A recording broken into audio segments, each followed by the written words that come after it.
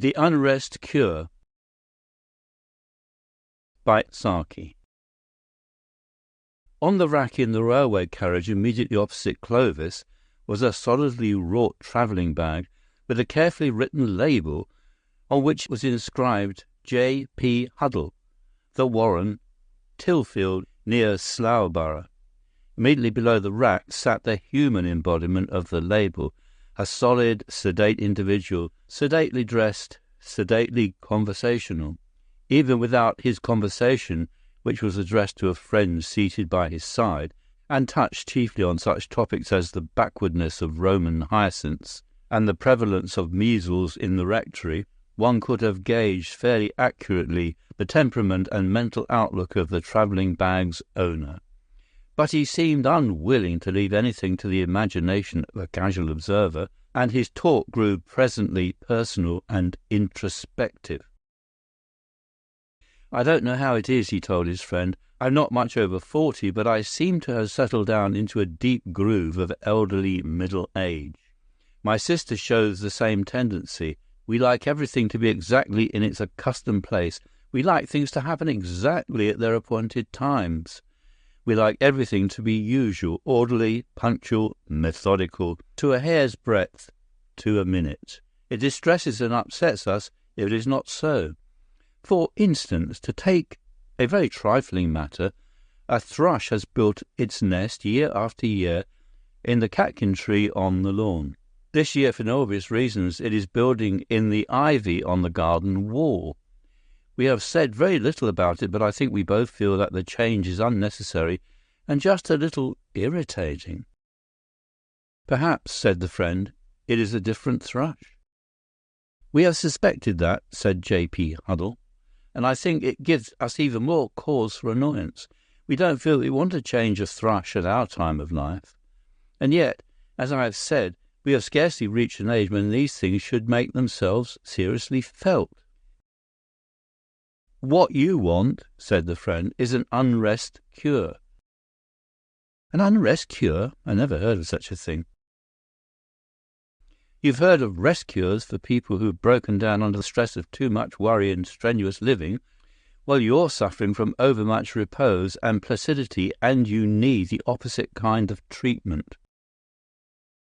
"But where would one go for such a thing?" "Well, you might stand as an orange candidate for Kilkenny, or do a course of district visiting in one of the apache quarters of Paris, or give lectures in Berlin to prove that most of Wagner's music was written by Gambetta. And there's always the interior of Morocco to travel in. But to be really effective, the unrest cure ought to be tried in the home. How you would do it, I haven't the faintest idea." It was at this point in the conversation that Clovis became galvanized into alert attention. After all, his 2 days' visit to an elderly relative at Slowborough did not promise much excitement. Before the train had stopped, he had decorated his sinister shirt cuff with the inscription, J. P. Huddle, The Warren, Tillfield, near Slowborough. 2 mornings later, Mr. Huddle broke in on his sister's privacy as she sat reading Country Life in the morning room. It was her day and hour and place for reading Country Life, and the intrusion was absolutely irregular. But he bore in his hand a telegram, and in that household telegrams were recognized as happening by the hand of God. This particular telegram partook of the nature of a thunderbolt. "Bishop examining confirmation class in neighborhood. Unable stay rectory on account measles, invokes your hospitality, sending secretary arrange." "I scarcely know the bishop. I've only spoken to him once," exclaimed J. P. Huddle, with the exculpating air of one who realizes too late the indiscretion of speaking to strange bishops. Miss Huddle was the first to rally. She disliked thunderbolts as fervently as her brother did, but the womanly instinct in her told her that thunderbolts must be fed. "We can carry the cold duck," she said, It was not the appointed day for curry, but the little orange envelope involved a certain departure from rule and custom. Her brother said nothing, but his eyes thanked her for being brave. "A young gentleman to see you," announced the parlour-maid. "The secretary," murmured the Huddles in unison. They instantly stiffened into a demeanour which proclaimed that, though they held all strangers to be guilty, they were willing to hear anything they might have to say in their defence. The young gentleman who came into the room with a certain elegant haughtiness was not at all Huddle's idea of a bishop's secretary. He had not supposed that the episcopal establishment could have afforded such an expensively upholstered article when there were so many other claims on its resources. The face was fleetingly familiar. If he had bestowed more attention on the fellow traveller sitting opposite him in the railway carriage 2 days before, he might have recognized Clovis in his present visitor. "You are the bishop's secretary?" asked Huddle, becoming consciously deferential. "His confidential secretary," answered Clovis. "You may call me Stanislaus. My other name doesn't matter. The bishop and Colonel Alberti may be here to lunch. I shall be here in any case." It sounded rather like the programme of a royal visit. "The bishop is examining a confirmation class in the neighbourhood, isn't he?" asked Miss Huddle. "Ostensibly," was the dark reply, followed by a request for a large-scale map of the locality. Clovis was still immersed in a seemingly profound study of the map when another telegram arrived. It was addressed to Prince Stanislaus, care of Huddle, for Warren, etc. Clovis glanced at the contents and announced, "The bishop and Alberti won't be here till late in the afternoon." Then he returned to his scrutiny of the map. The luncheon was not a very festive function. The princely secretary ate and drank with fair appetite, but severely discouraged conversation. At the finish of the meal, he broke suddenly into a radiant smile, thanked his hostess for a charming repast, and kissed her hand with deferential rapture. Miss Huddle was unable to decide in her mind whether the action savoured of Louis XIVian courtliness or the reprehensible Roman attitude towards the Sabine women. It was not her day for having a headache, but she felt that the circumstances excused her, and retired to her room to have as much headache as possible before the bishop's arrival. Clovis, having asked the way to the nearest telegraph office, disappeared presently down the carriage drive. Mr. Huddle met him in the hall some 2 hours later and asked when the bishop would arrive. "He is in the library with Alberti," was the reply. "But why wasn't I told? I never knew he had come," exclaimed Huddle. "No one knows he is here," said Clovis. "The quieter we can keep matters, the better, and on no account disturb him in the library. Those are his orders." "But what is all this mystery about? And who is Alberti? And isn't the bishop going to have tea?" "The bishop is out for blood, not tea." "Blood?" gasped Huddle, who did not find that the thunderbolt improved on acquaintance. "Tonight is going to be a great night in the history of Christendom," said Clovis. "We are going to massacre every Jew in the neighbourhood." "To massacre the Jews?" said Huddle indignantly. "Do you mean to tell me there's a general rising against them?"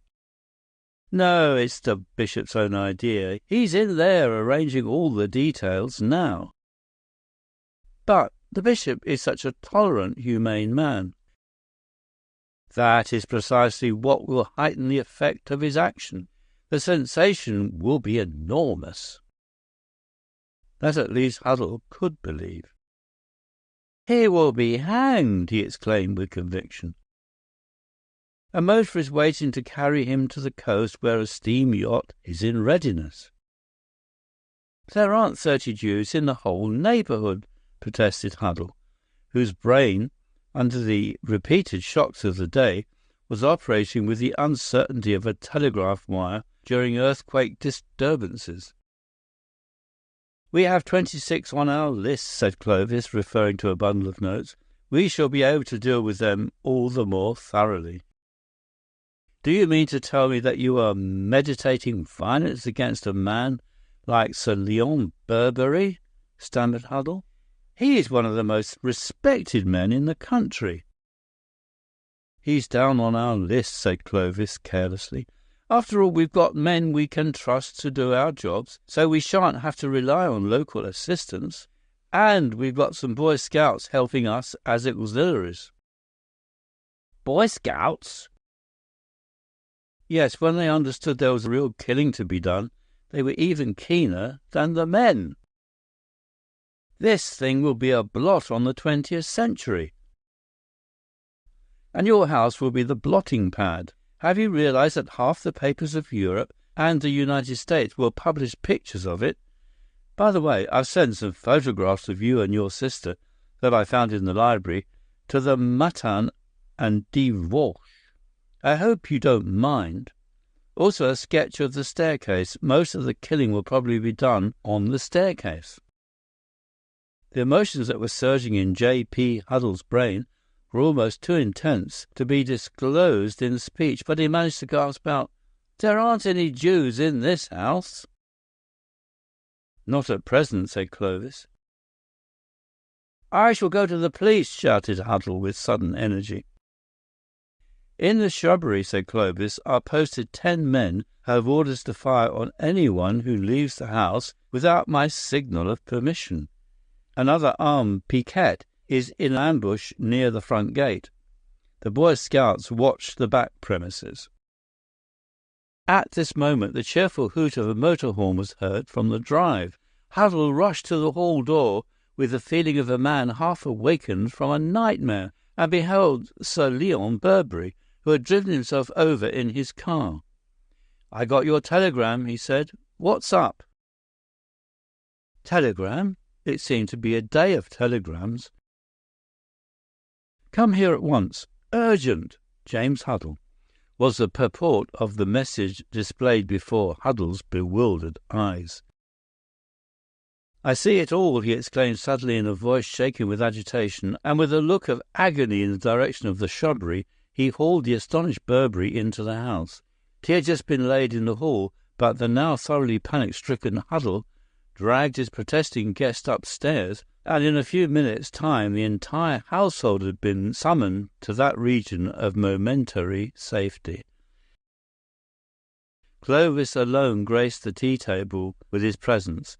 The fanatics in the library were evidently too immersed in their monstrous machinations to dally with the solace of teacup and hot toast. Once the youth rose, in answer to the summons of the front door bell, and admitted Mr. Paul Isaacs, shoemaker and parish councillor, who had also received a pressing invitation to the Warren. With an atrocious assumption of courtesy, which a Borgia could hardly have outdone, the secretary escorted this new captive of his net to the head of the stairway, where his involuntary host awaited him. And then ensued a long ghastly vigil of watching and waiting. Once or twice Clovis left the house to stroll across to the shrubbery, returning always to the library, for the purpose evidently of making a brief report. Once he took in the letters from the evening postman, and brought them to the top of the stairs with punctilious politeness. After his next absence he came halfway up the stairs to make an announcement. "The Boy Scouts mistook my signal, and have killed the postman. I've had very little practice in this sort of thing, you see. Another time I shall do better." The housemaid, who was engaged to be married to the evening postman, gave way to clamorous grief. "Remember that your mistress has a headache," said J.P. Huddle. Miss Huddle's headache was worse. Clovis hastened downstairs, and after a short visit to the library returned with another message. "The bishop is sorry to hear that Miss Huddle has a headache. He is issuing orders that as far as possible no firearms shall be used near the house. Any killing that is necessary on the premises will be done with cold steel. The bishop does not see why a man should not be a gentleman as well as a Christian. That was the last they saw of Clovis. It was nearly 7 o'clock, and his elderly relative liked him to dress for dinner. But though he had left them forever, the lurking suggestion of his presence haunted the lower regions of the house during the long hours of the wakeful night, and every creak on the stairway, every rustle of wind through the shrubbery, was fraught with horrible meaning. At about 7 next morning, the gardener's boy and the early postman finally convinced the watchers that the 20th century was still unblotted. "I don't suppose," mused Clovis, as an early train bore him townwards, "that they will be in the least grateful for the unrest cure." If you liked the video, put a like, subscribe to the channel and click on the bell to not miss our new videos.